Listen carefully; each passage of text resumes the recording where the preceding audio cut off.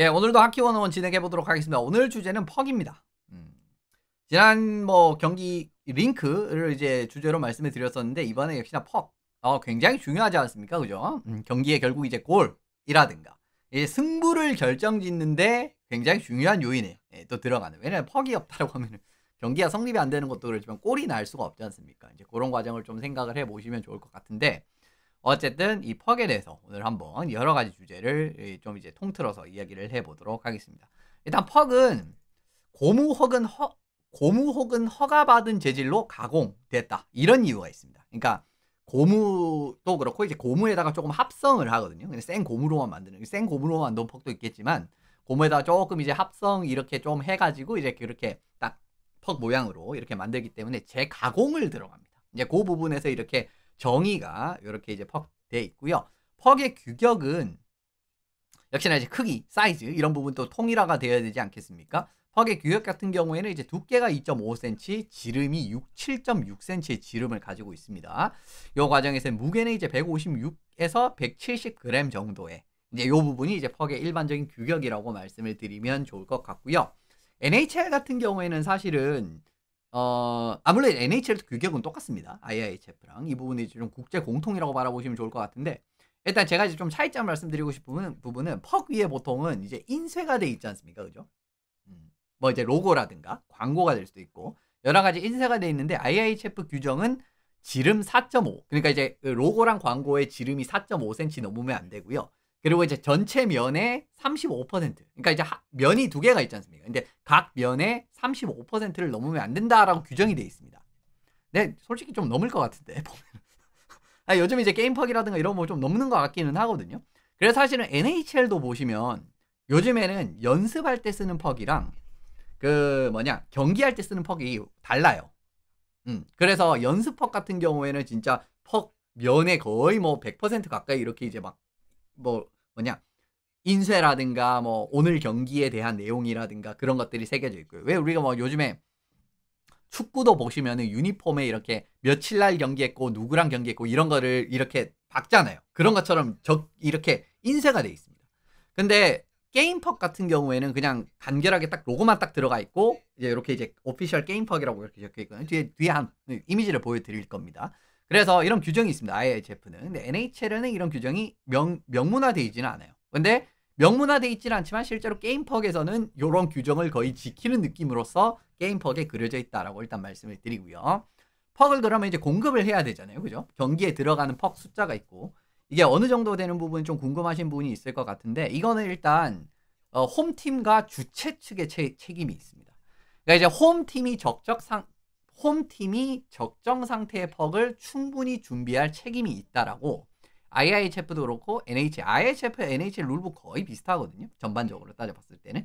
그래서 이렇게 적혀 있습니다. 그렇기 때문에 홈팀이 이걸 이제 준비를 해야 된다는 걸 일단 말씀을 드리고요.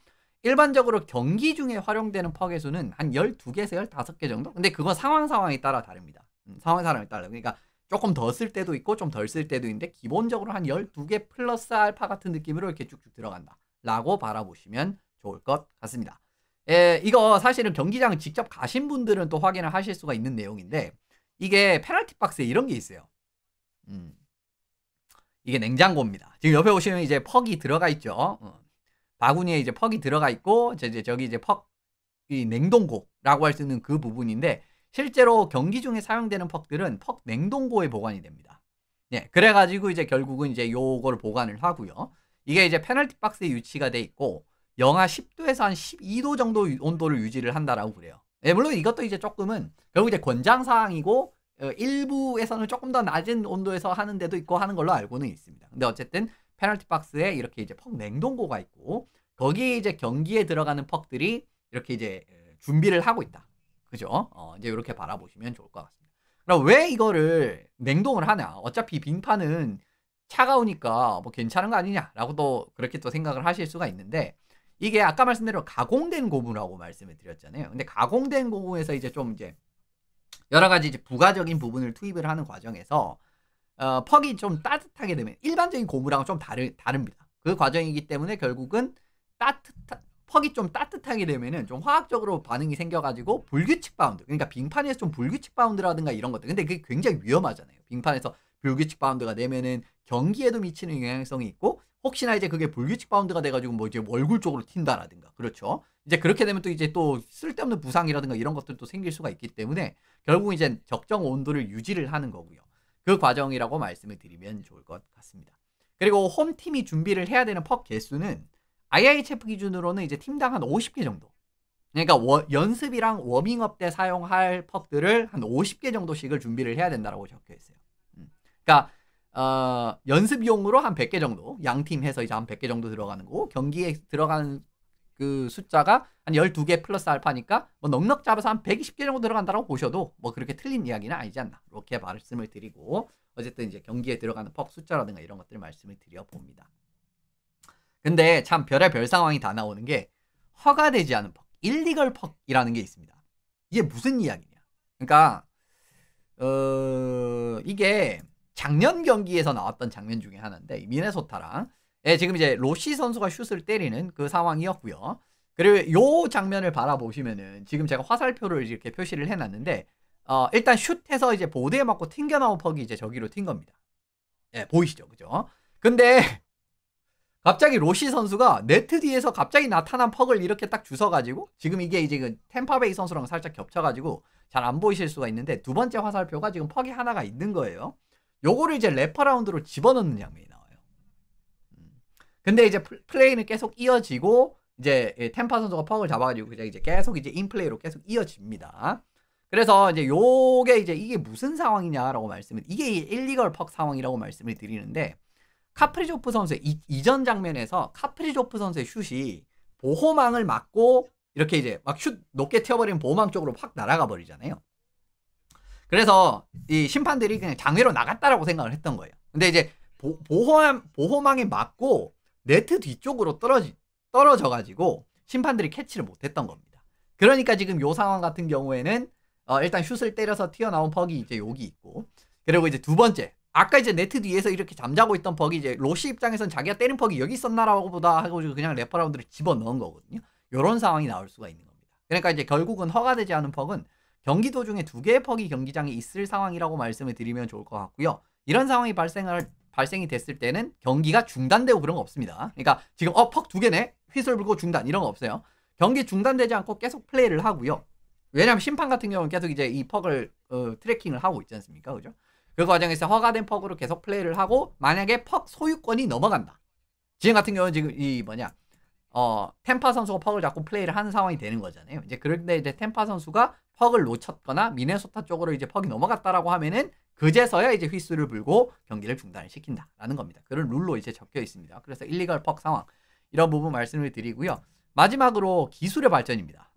요즘 이제 퍽도 굉장히 뭐 사실 이제 하키 장비라든가 이런 모든 부분에서 기술적인 발전, 그리고 이제 뭐 측정 도구라든가 이런 부분에서 상당히 기술적으로 많이 발전했는데, 퍽 역시 이제 여기에 해당이 되는 그림들이 여러 가지 있고요. 그 과정에서 일단 처음에 말씀드리고 싶은 게 뭐 이런 게 있었어요. 1994년에 글로우 퍽이라고 해가지고 중계 방송에 활용됐었던 기술이 있습니다. 그러니까 퍽을 이렇게 이제 가공을 할 때 이런 식으로 가공을 해서, 지금 저기 보시면 뭐 램프 같은 것들이 막 달려 있잖아요. 그리고 이제 퍽 옆쪽에도 자세히 보시면은 이 구멍이 뚫려 있어서 이제 이 램프가 이렇게 외부로 이렇게 나오는 느낌으로 그렇게 이제 만들었습니다. 근데 이게 뭐냐고 하면은 이 중계 때 활용이 됐던 건데, 예전에는 요즘에는 사실 뭐 요즘에도 솔직히 말씀드리면은 HD UHD 시대가 들어왔다라고 해도 솔직히 퍽이 너무 작기 때문에 퍽을 찾는데 좀 어렵기는 하잖아요. 근데 예전에는 화질이 더 안 좋았기 때문에 그 과정에서 이제 퍽이 잘 안 보인다, 그런 이야기가 사실 나올 수밖에 없었습니다.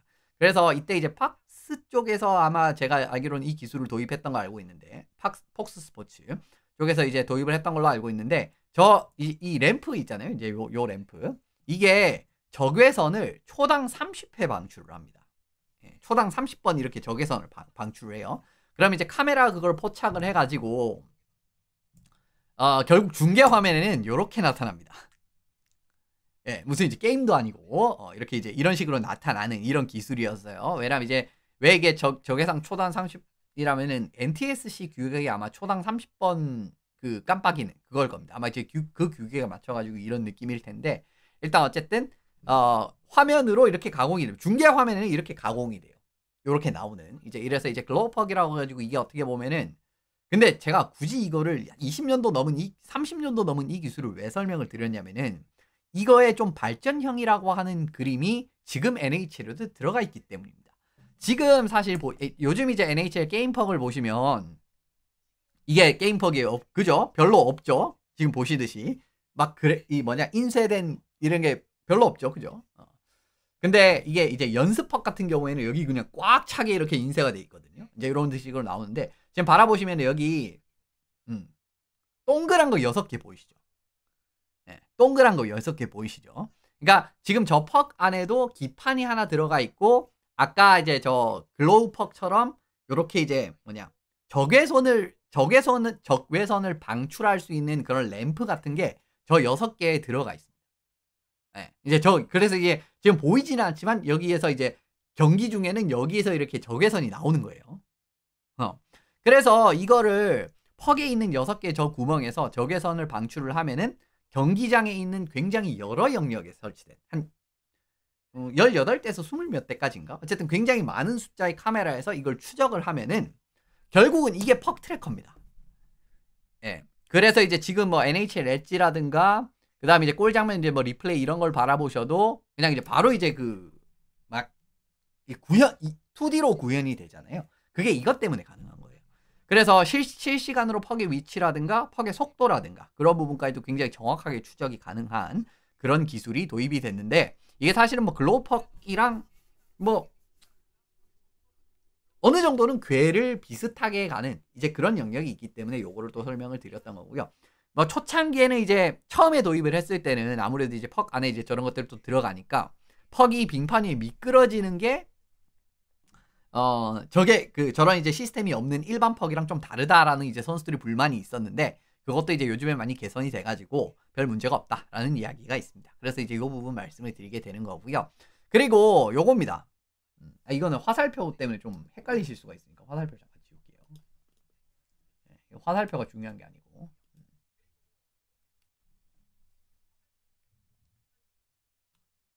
아까 보여드린 게임퍽과 뭔가 좀 다른 게 있죠. 다른 게 있죠. 예. 어디가 다르냐? NHL 로고가 보라색이죠. 이게 뭐냐면은 NHL 퍽에 요즘에는 특수 열색 코팅이 들어가요. 특수 열색 코팅이라고 가지고 우리가 이제 온도에 따라서 이제 바뀌는 거죠. 그죠? 색깔이 바뀌는.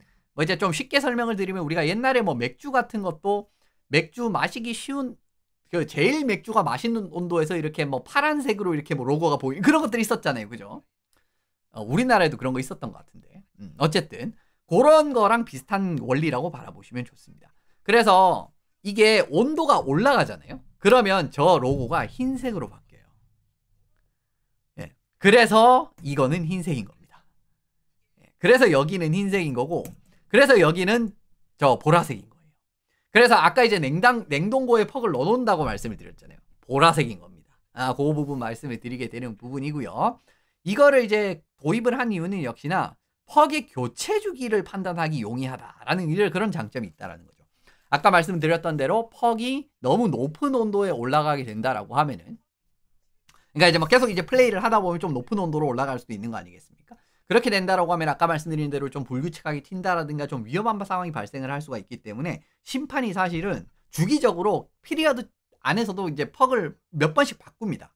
예, 경기하는 퍽을 몇 번씩 바꿉니다. 그런 과정에서도 보시면은 이제 퍽의 교체 판단 주기를 결정하는데 굉장히 용이하다라는 측면이 있죠. 이런 기술의 발전이. 그래서 이런 과학적인 부분이 뭐 여러 가지 도입이 되어 있다라는 부분 말씀을 드리고 넘어가면 좋을 것 같습니다.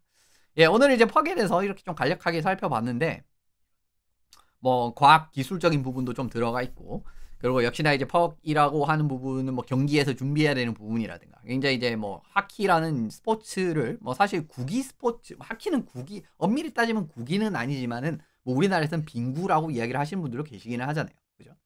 네. 예, 과학적으로 이제 이런 부분들도 뭐 발전이 되고 있다라는 거.